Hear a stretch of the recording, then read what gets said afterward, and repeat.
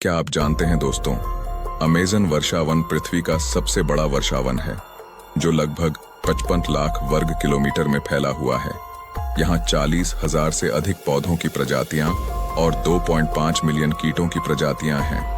Amazon वर्षावन को पृथ्वी के फेफड़े भी कहा जाता है क्योंकि यह दुनिया की 20% ऑक्सीजन का उत्पादन करता है। अमेज़न नदी इस जंगल से होकर बहती है जिसकी लंबाई लगभग 7,000 किलोमीटर है। ऐसे इफेक्ट्स के लिए हमारे चैनल को सब्सक्राइब कीजिए।